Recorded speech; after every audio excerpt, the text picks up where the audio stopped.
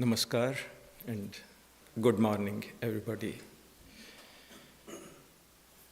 As usual, many thanks for this beautiful song because it is very relevant for today's talk, Subodh the Simple. Yeah, the beautiful song that we heard just now, Jaya, Jaya, Ramakrishna, Mangal. It's a very special song sung in loving praise of our great spiritual ideals, Sri Ramakrishna, Sri Sarada Devi, Swami Vivekananda, and all their illustrious disciples, devotees, and followers. Every word, every line, even the very tune of the song is so laden with feelings of love and adoration of those great souls that the author's feelings evoke the same sentiments in our hearts too. And that regardless of whether one understands Bangla or not. The words are so simple that the song is readily understood by anyone who knows any one Indian language. The speciality of this song is that each of its lines highlights the most prominent quality of the disciple or devotee it names. That is the reason why we sing this song on their birthdays. As we sing this song, we remember them and pray to them that we too may cultivate and manifest those divine qualities in our own lives. The composer of the song, Swami Premeshanandaji Maharaj, was a disciple of Holy Mother. And as many of you already know, he was a great songwriter. When it comes to compositions on Sri Sri Thakur and Sri Sri Ma, Premeshanandaji and perhaps Devendranath Majumdar are the favorites of the majority of the devotees because their simplicity and depth of feeling directly touch our hearts. Premeshanandaji's best known song is probably Arupa Sayore Leela Lahari. Over the ocean of the formless blows the gentle breeze of grace, and a ripple of divine Leela breaks. It is said that when Brahmanandaji and Shivanandaji listened to this song, their minds were transported to an exalted plane, and they remarked, unless the author has had personal experience of this profound vision, it is impossible to write these lines. That gives us an indication of Premanandaji's spirituality.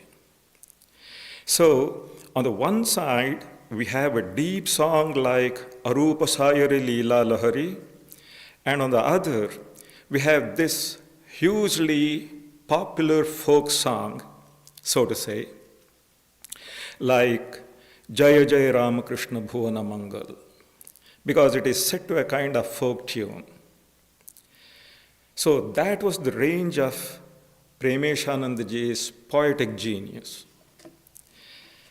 Anyway, this song, Jaya Jaya Ramakrishna Bhuvana Mangal, begins with the lines, Hail Ramakrishna, benefactor of the world.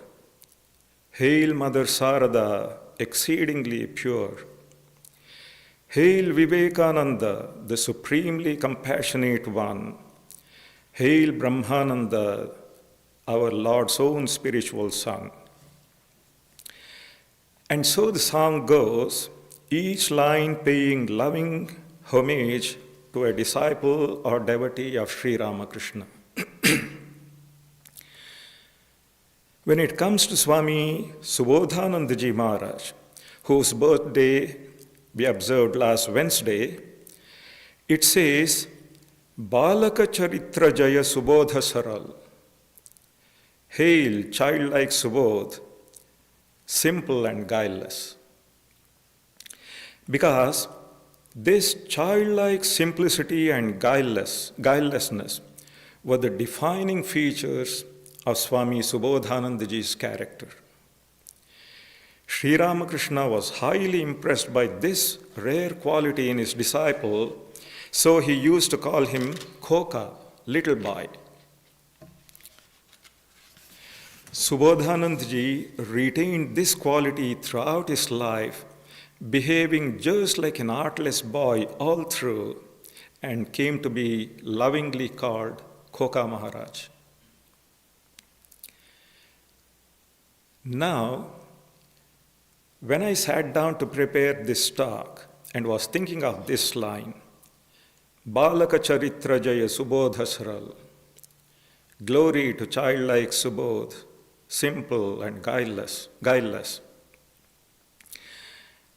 The first thing that came to my mind was Jesus Christ's great teaching. Truly, I tell you, unless you change and become like little children, you will never enter the kingdom of God. Therefore, whoever takes the lowly position of this child is the greatest in the kingdom of heaven.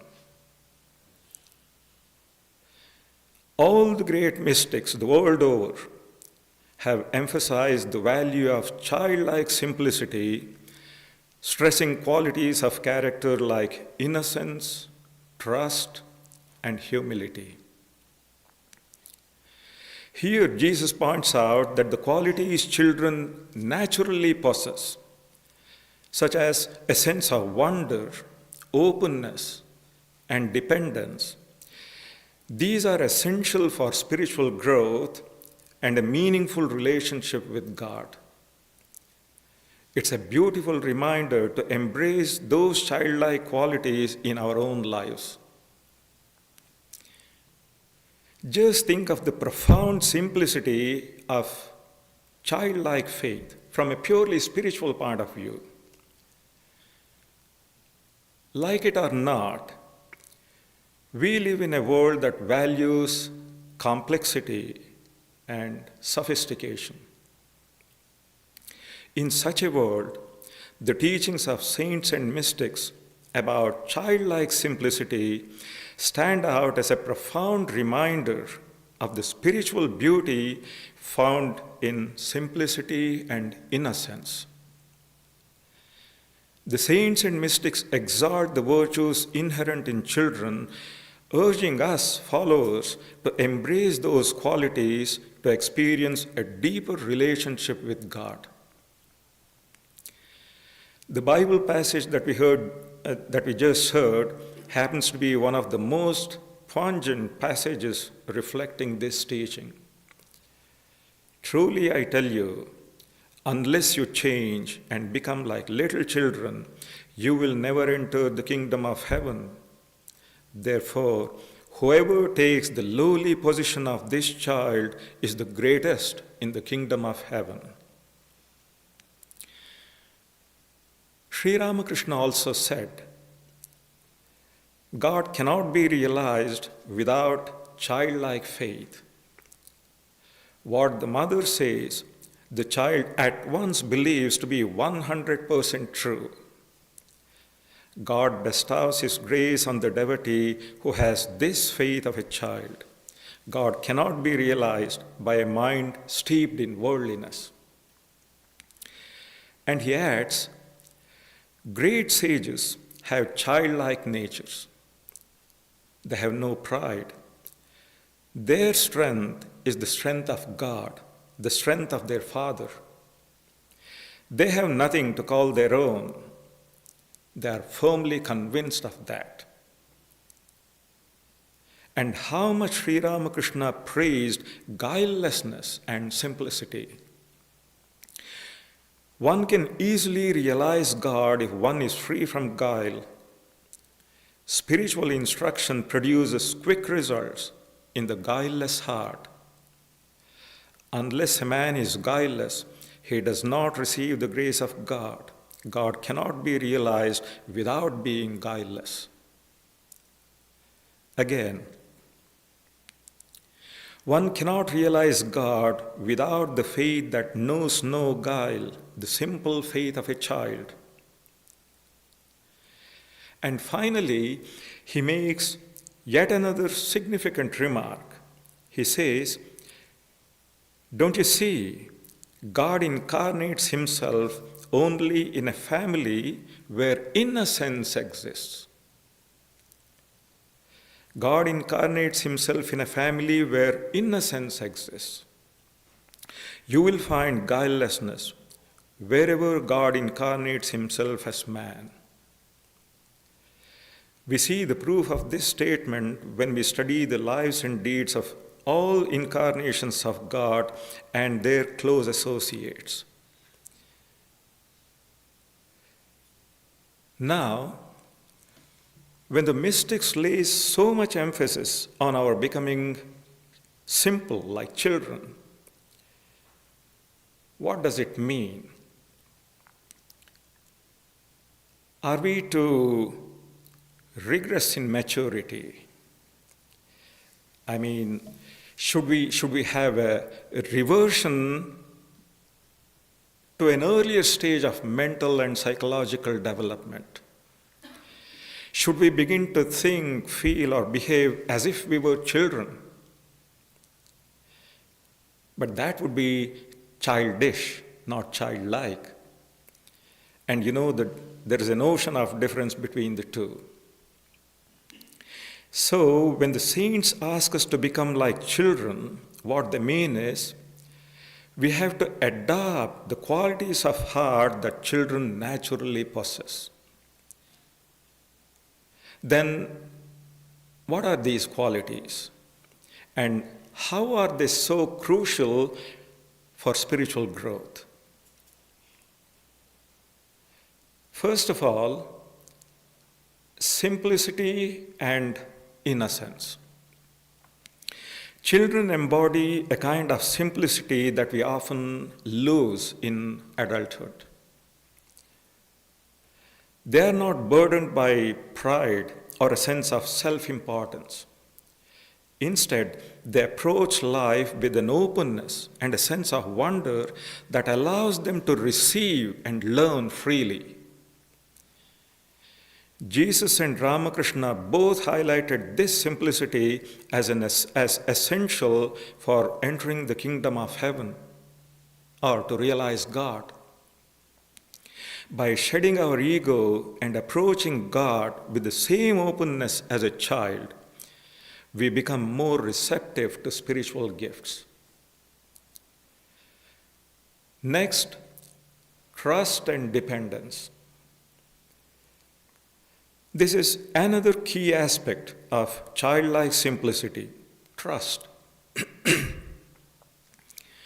Children depend wholly on their caregivers, trusting them completely for their needs and safety.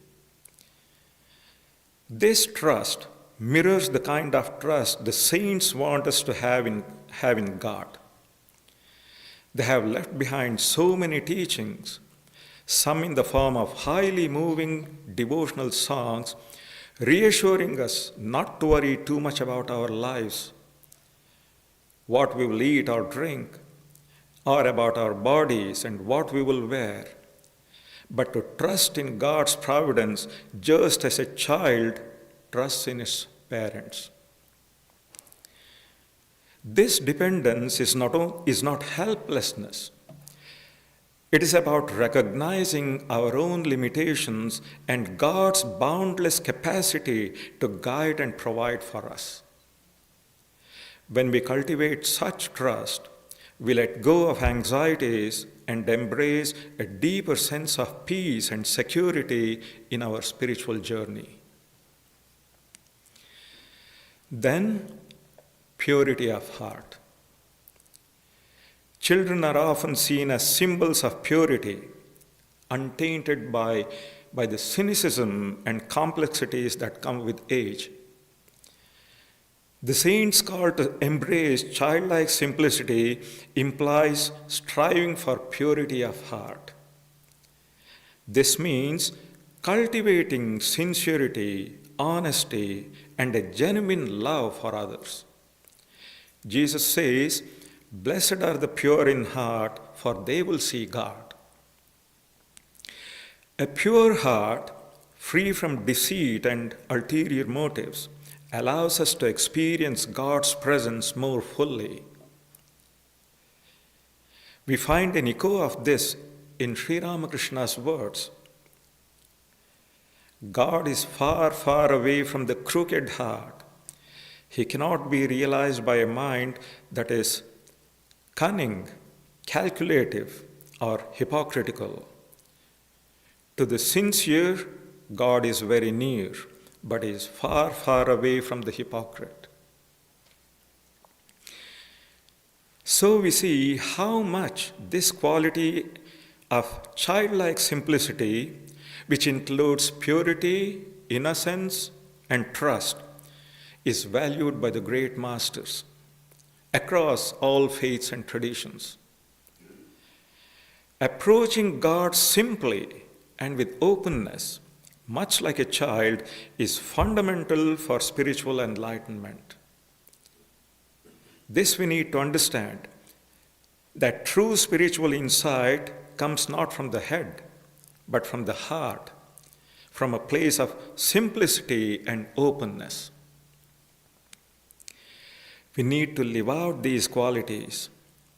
Embracing childlike simplicity in our daily lives, therefore, involves cultivating innocence, trust, and purity.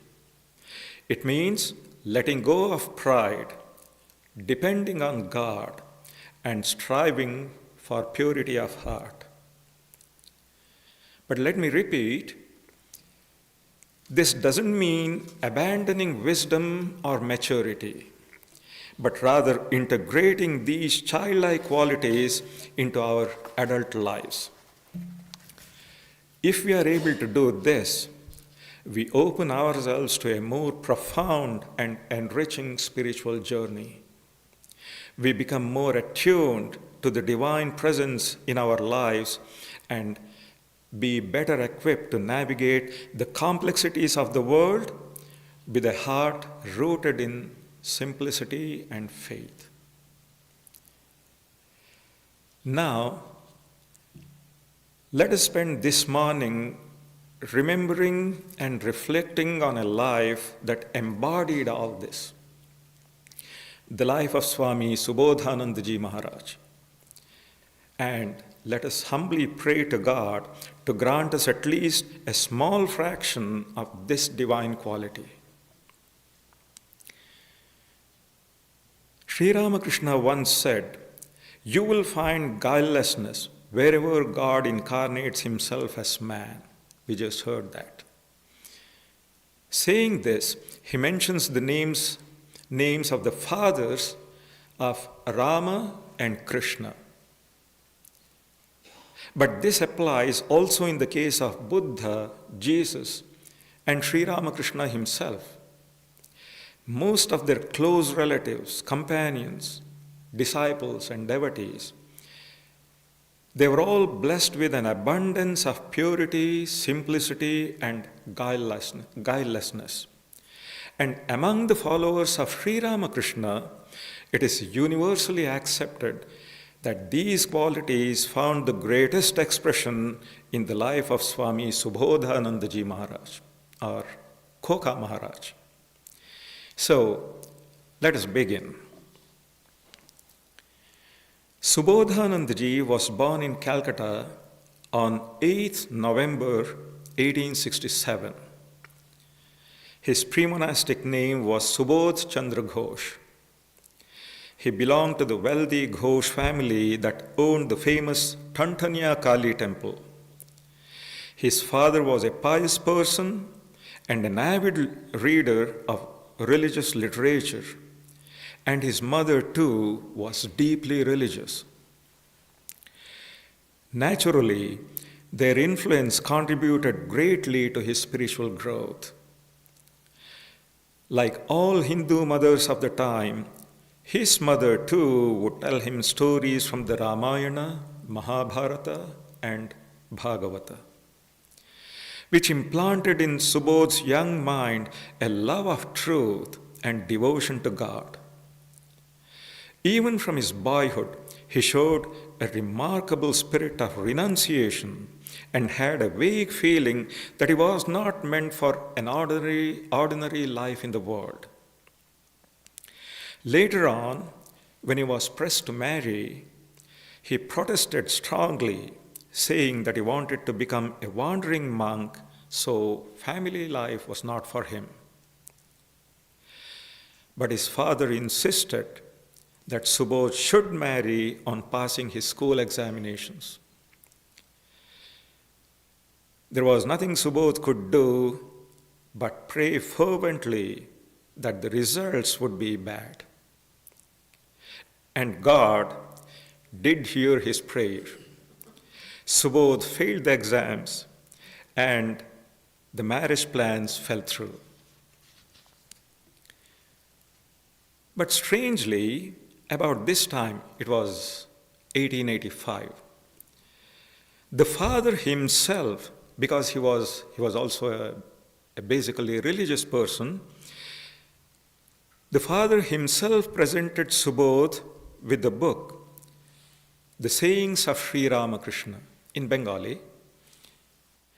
Subodh was so deeply impressed with the contents that he became extremely eager to see Sri Ramakrishna. His father promised to take him to Dakshineshwar on a holiday, but Subodh was too impatient to wait. So one day, in August 1885, he stole away from home and walked to Dakshineshwar with a friend of his. There he was received very affectionately by the master, who caught hold of his hand and made him sit on his own bed. Subodh hesitated to sit on the bed of a holy man, but the master removed his uneasiness by treating him as if he were a close relation. In the course of conversation, he told Subodh that he knew his parents, had visited their home occasionally, and that he even knew that Subodh would be coming to him. Then, holding Subodh's hand and closing his eyes for a few moments, Sri Ramakrishna said, "You will attain the goal. The Divine Mother says so."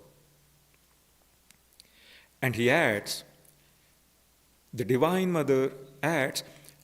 Divine Mother sent to him those who would receive her grace, and asked the boy to visit him on Tuesdays and Saturdays, because these 2 days are regarded as auspicious to the Divine Mother.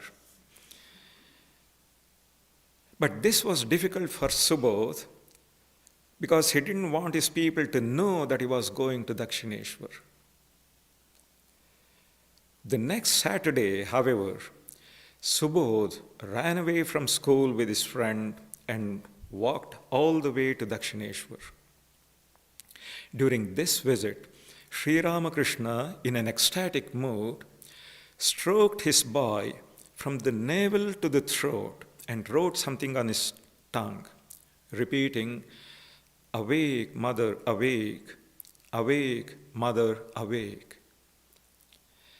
Then he asked Subodh to meditate.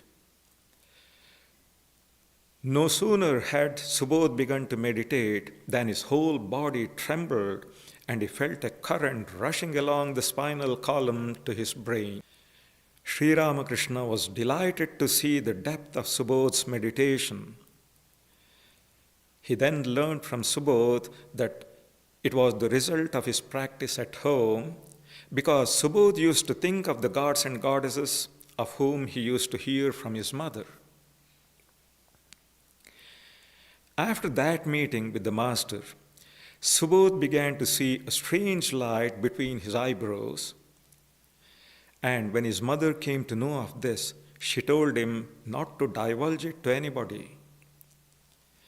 But Subodh promptly replied, What harm could it do to me, mother? I am not interested in this light, but that from which it comes. Subodh was by nature very frank, open-minded, and straightforward in his talk, and this quality he retained throughout his whole life.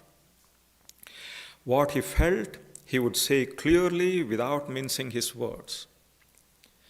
One day the master asked Subodh, "What do you think of me?" Subodh answered without hesitation, "Many people say many things about you. I won't believe any of them until I myself find clear proof." However, as he grew closer and closer to Sri Ramakrishna, the conviction gradually dawned on him that the master was no ordinary guru, but a divine being. So one day, when the master asked Subodh to practice meditation, he said, "I won't be able to do that. If I have to practice meditation and all that, why should I come to you? I may as well go to some other guru." Sri Ramakrishna understood the depth of the boy's faith and conviction and simply smiled. It didn't mean that Subodh didn't like to meditate. His whole life was one of great austerity, prayer, and steadfast devotion. It only indicated his great confidence in the master's spiritual powers. Subodh's straightforward way of talking led to another amusing incident. One day, the master asked him to go now and then to Mahendranath Gupta, M., the recorder of the gospel, who lived near Subodh's home. But Subodh said bluntly, "He hasn't been able to renounce family life. What could I learn from God about him? What could I learn about God from him?"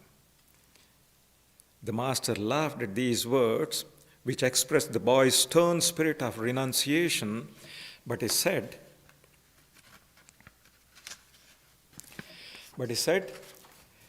"No, he won't talk about himself. He will only tell you what he has learned from me. So don't hesitate to go." So one day Subodh went to M and frankly relayed even this conversation.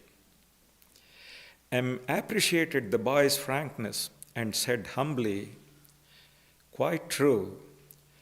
I am an insignificant person, but I live by the side of an ocean, and I keep with me a few pitchers of that water. When a visitor comes, I entertain them with that. What else can I talk about?" But Subodh's sweet and candid nature soon made him a great favorite with M, and after this, Subodh was a frequent visitor at his home, where he would often spend long hours listening to M talking about the master. Now, sometime after Sri Ramakrishna's Mahasamadhi, Subodh left home for good and joined the Baranagar Mutt. His monastic name became Swami Subodhananda. But because he was still much younger than others in the monastery and simple as a child, Swami Vivekananda and his other brother disciples would lovingly call him Koka, and that is how he came to be known as Koka Maharaj. From the time of the master's passing until the time of Swamiji's return from the West, about 12 years, Subodhanandaji passed largely hidden from the public gaze, practicing intense spiritual disciplines, hard austerities, and going on pilgrimages. But with Swamiji's return, another so far unseen aspect of his personality came to the fore. Subodhanandaji was among the first ones who placed themselves under Swamiji's lead unconditionally. During the great plague of Calcutta and the great famine of Chilka, he threw himself heart and soul into the relief work. He had a very tender heart. The sight of people suffering always moved him so deeply that he would often be found near sick beds, nursing the sick at considerable risk to his own health. On one occasion, he nursed a young student suffering from smallpox of a very malignant type with such loving care and attention that it touched all who witnessed it. Sometimes, Koka Maharaj would even beg money to help poor patients with nourishing diet and medicine. And many poor families he helped with money given by devotees for his own personal needs. One family near Belur Mutt was actually saved from starvation by his kindness.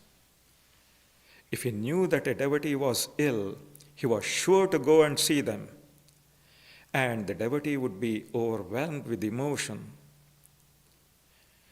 Once, a young monastic member of Alambazar Mutt had to go back to his parents temporarily because of an illness. Subodhanandaji would visit him regularly to inquire about his health.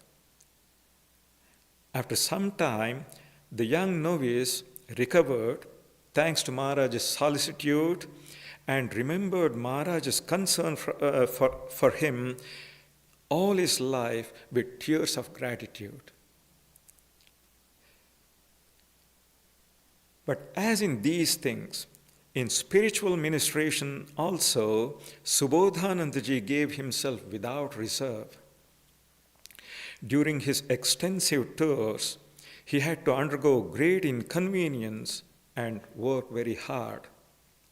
From morning till late at night, he had to meet people and talk about religious matters, about the message of the Master and Swamiji, with hardly any time for rest. But never did his face betray even a hint of the tremendous sacrifice he was silently making. On his face, one could only see the joy of giving. Many of us don't know that he initiated a large number of people, including children. He would say they will feel its effect when they grow up. And all this he did without the least self-consciousness. When people came to him for initiation, he would first say, "What do I know? I'm Koka." He would send them to his older brother disciples. Only when they were not available would he himself initiate. And in accepting disciples, he made absolutely no distinctions. So there were many untouchables among his disciples. In fact, his love and affection for them was greater.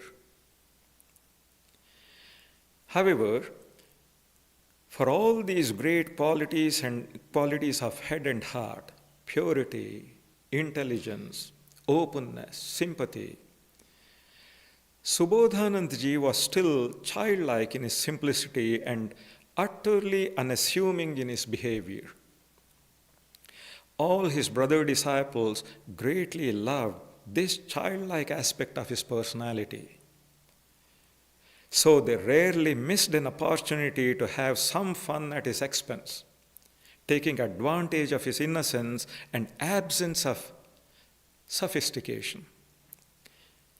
Once at Alambazar Mutt, Swamiji decided that all monastics should learn the art of public speaking. It was arranged that every week on a fixed day, one of them should speak on a particular topic. When Subodhanandaji's turn came, he tried his best to avoid the meeting, but Swamiji was inexorable. and the others were waiting eagerly to watch their dear Koka's performance. At last, Subodhanandaji got up, feeling extremely miserable, and just as he opened his mouth to speak, the earth trembled, the building rocked, and trees crashed down outside. It was the great earthquake of 1897. Naturally, the meeting ended abruptly, and Koka Maharaj was spared the ordeal of lecturing.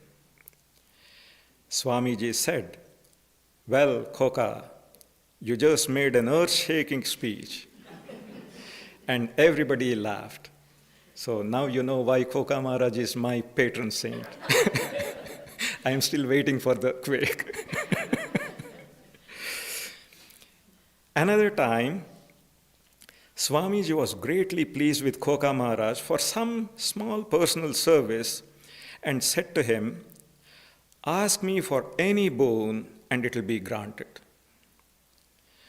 Koka Maharaj considered carefully and then said, "Grant me this, that I may never for the rest of my life miss my daily cup of tea." Swamiji laughed out aloud and said, "Yes, grant it." And Subodhanandaji had his daily cup of tea till the last day of his life. That was the only luxury for which he had any attraction.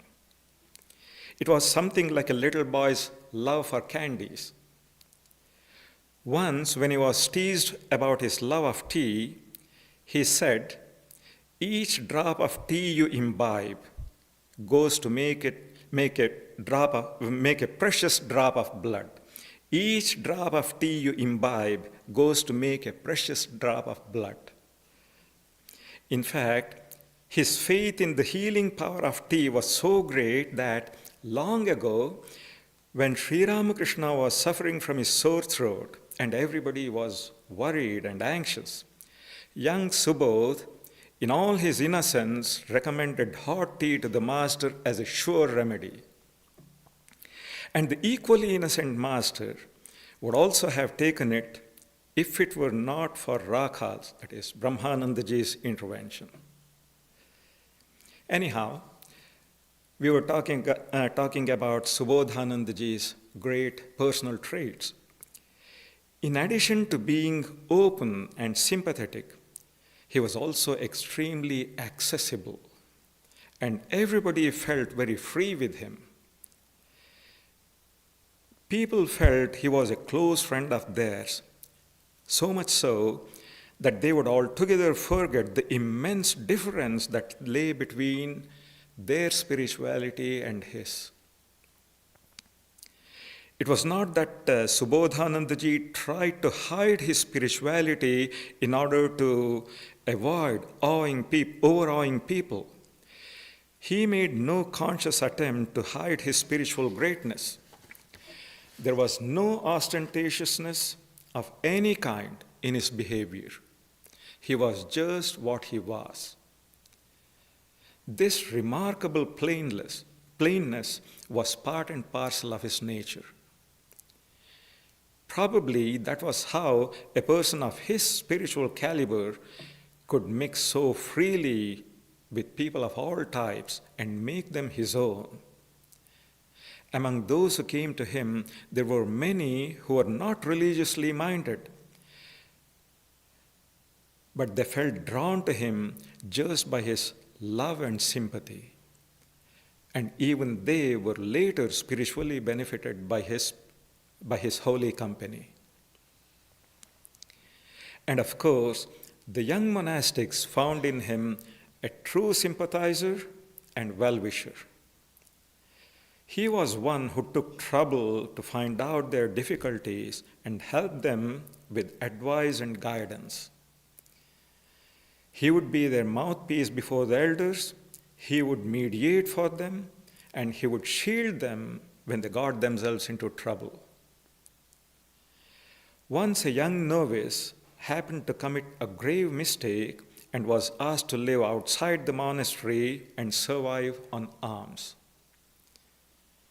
The poor brahmachari failed to get anything by begging except for a handful of fried grams and returned to the monastery gate in the evening, but he did not dare to enter the compound.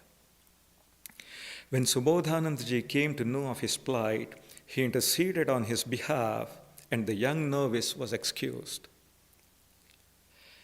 Not only on such occasions, but also in their day-to-day lives, the novices of the monastery had different kinds of work allotted to them.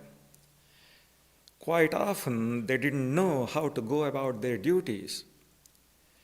Also, on such occasions, it was Subodhanandaji who came to their help. Now, to return briefly to his spiritual qualities, we just heard about his intense spirit of renunciation, which he exhibited even as a young boy. But it was no mere abhorrence of the world, it was rooted in a deep trust in and complete childlike dependence on God. Just as in his own personal life, in his teachings also, he put particular emphasis on self-surrender to God and dependence on him. He used to narrate the inspiring story of Sridhara Swami, that great Vaishnava saint and commentator on the Gita. Spurred by a spirit of renunciation, Sridhara Swami was thinking of giving up the world when his wife died, giving birth to a child. Sridhara was worried about the baby and was seriously thinking how to provide for the child before retiring from the world. One day, as he was sitting deeply absorbed with these thoughts, the egg of a lizard dropped from the roof in front of him. The egg broke as a result of the fall, and a young lizard came out. Just then, a small fly came and alighted near the young lizard, which caught it and swallowed it in a moment. As he witnessed this, the thought flashed in Sridhara's mind that there is a divine plan behind creation, that every creature is provided for beforehand by God. At once, all his anxiety for his own child vanished, and he renounced the world there and then. So this was the inspiration behind Swami Subodhanandaji's outwardly stern renunciation. Just as Subodhanandaji's outer life was remarkable for its simplicity, his inner spiritual life too was marked by an uncommon directness. He had no big metaphysical problems of his own to solve. The ultimate reality was a fact to him. When he spoke of God, one felt that here was a man to whom God was a greater reality than anything of this earth. He once said, God can be realized much more tangibly than a man feels the presence of the companion with whom he is walking. These are the words of Sri Ramakrishna himself, what Sri Ramakrishna said when Naren, the future Vivekananda, asked him whether he had known God, whether he had seen God. God can be realized much more tangibly than a man feels the presence of the companion with whom he is walking. And his form of worship was also equally direct. It was wholly free of ritualism. While entering the shrine, he never displayed any special feeling of awe or wonder. It was as if he was going to a very near and dear relation. And while performing the worship, he would not bother about the mantras or forms. His relationship with God was just as free and natural as any human relationship. And because he actually experienced God's goodness, he was always optimistic and positive in his views. That is why his words never fail to cheer up and infuse strength into dejected hearts. It would surprise learned pundits to see the conviction with which he talked on problems which they had been unable to solve. All their pride and self-conceit would hide themselves in his presence. Towards the end of his life, Subodhanandaji suffered from various physical ailments, but his dependence on God and his spiritual convictions remained solid as ever. Lying on his deathbed, he said, "When I think of him, I just forget all this bodily suffering." And during this time, the Upanishads used to be read out to him. While listening, he would sometimes warm up to the subject and talk of various deep spiritual truths. On one such occasion, he said, "The world, with all its enjoyments, seems like a heap of ashes. The mind feels no attraction at all for any of these things." As death slowly approached, he was unperturbed, absolutely free from any anxiety. On the contrary, he was ready and eager to meet his master. The night before he passed away, he said, "My last prayer is that the blessings of the Master be always on the order." Swami Subodhanandaji attained Mahasamadhi on 2nd December 1932. Thank you. Now, let us spend a few moments in silent prayer. But before that, should I make this announcement?